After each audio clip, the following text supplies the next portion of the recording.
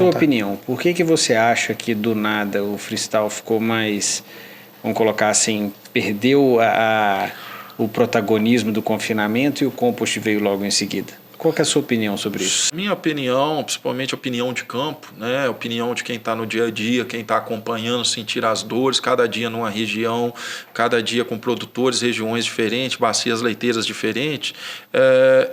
Assim, é basicamente, vamos dizer, as pessoas não montam um sistema, mas não estão preocupadas em aprender a trabalhar com aquele sistema. Resumindo, não sabem manejar, manobrar, pilotar o sistema. Basicamente é isso. O que acontecia no freestyle e ainda acontece? Basicamente era isso. Por quê? As pessoas faziam freestyle, não respeitavam as medidas.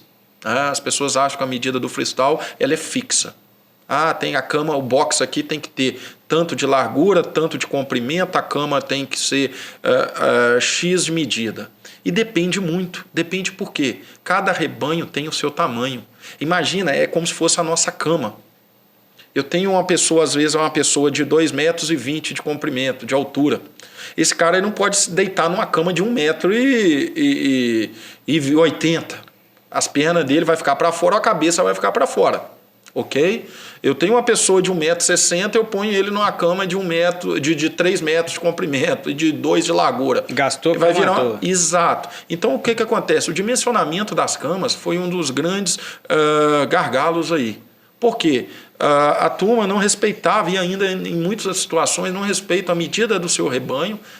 Exemplo, se eu estou com um rebanho holandês, por exemplo, canadense, as vacas tendem a ser umas vacas maiores. Se eu estou com um rebanho de Jersey, são vacas menores. Se eu estou com um rebanho de holandês Holanda, são um rebanho um pouco menor. Se eu tenho um rebanho da Nova Zelândia de holandês, a estatura é menor, peso vivo menor. Ou seja, a medida dessas vacas são diferentes. Ou seja, a cama tem que ser diferente. Então, o que acontecia? Se a vaca não tem uma cama confortável, essa vaca deita menos. Se essa vaca deita menos, ela fica mais tempo em pé. Essa vaca ficando mais tempo em pé, o que acontece com ela? Essa vaca tem uma maior sobrecarga, se for uma vaca pesada. Sobrecarga de articulação, sobrecarga de cascos. Isso leva a úlcera de sola, isso leva a sola dupla, isso leva a erosão de talão. Essa vaca ficando mais tempo em pé, vai chegar um momento que ela não aguenta mais, ela vai deitar em qualquer lugar. Essa vaca deitando em qualquer lugar, se eu estou falando de um freestyle, muitas das vezes ela não deita dentro da cama, se a cama for uma cama pequena em relação a ela, ela vai se sentir em perigo, então ela tende a deitar fora. Ela deitando fora, principalmente em área contaminada, que não seja a cama, contaminação de glândula mamária. Eu tenho problema de glândula mamária, de qualidade do leite por causa de conforto que aquela vaca não dá conta de deitar. Então o dimensionamento de uma cama é extremamente importante para uma vaca, se eu estou falando de freestyle. E esse é um dos grandes erros que ainda a turma faz. É o quê? Dimensionar errado de acordo com o tamanho do seu rebanho. Outra coisa muito importante também que a gente precisa entender. Só um segundinho, Xará. Vamos lá.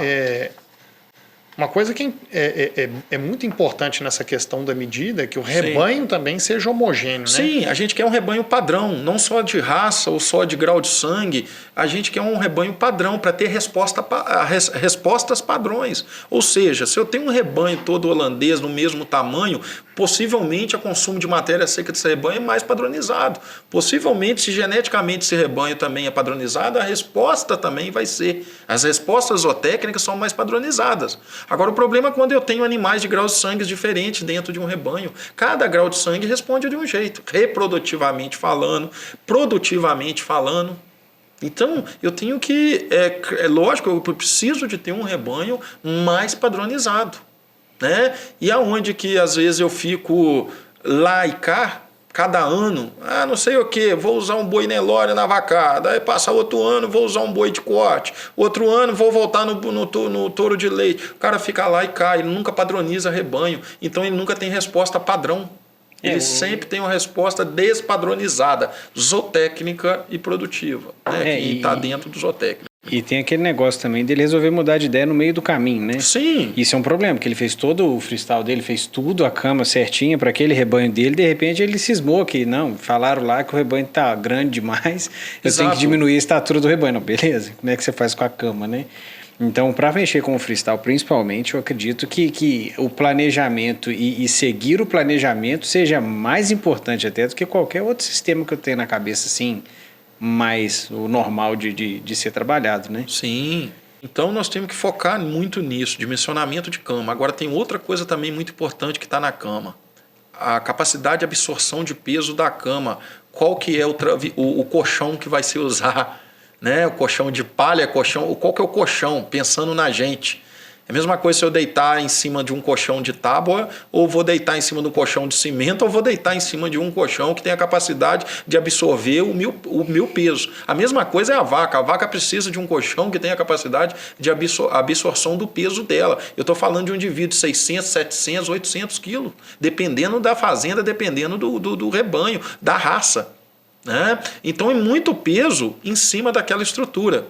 Então, quando a gente tem um freestyle de cama que não dê esse conforto, essa sensação de amortecimento e de conforto para esse indivíduo, para essa vaca, ela fica menos tempo deitada. Essa vaca ficando menos tempo deitada, essa vaca o quê? Ela vai deixar de fazer a coisa que ela mais ama em fazer. A primeira coisa que uma vaca ama em fazer é o quê? Descansar, dormir, deitar, ficar deitada para fazer leite. Segunda coisa, comer. Terceira, beber água. E quarto, socializar. Então, quando eu não garanto a primeira coisa para essa vaca, não faz sentido, por exemplo, eu confiná-la. Porque a ideia de um confinamento, né, é o quê? É você criar uma situação de conforto e que ela possa expressar o máximo potencial genético dela, produtivo, reprodutivo, enfim, as características econômicas que fazem o negócio acontecer. Então, se eu faço um investimento e eu não tenho aquela resposta que eu precisaria ter, na minha visão, não faz muito sentido, certo? E esse é um outro problema. As pessoas prendem vaca, mas não estão preocupadas com o que a vaca pensa, o que a vaca quer, o que a vaca prioriza, o que a vaca necessita. Ah, eu prendi vaca, ela tem que responder. Não é bem assim. No dia a dia, quantos sistemas confinados a gente está vendo o rebanho não respondendo? O rebanho não responde na produção, não responde na reprodução, o rebanho não responde na saúde, muito pelo contrário, está respondendo negativo. E não é isso que, pelo menos, a ideia, o conceito de se prender uma vaca.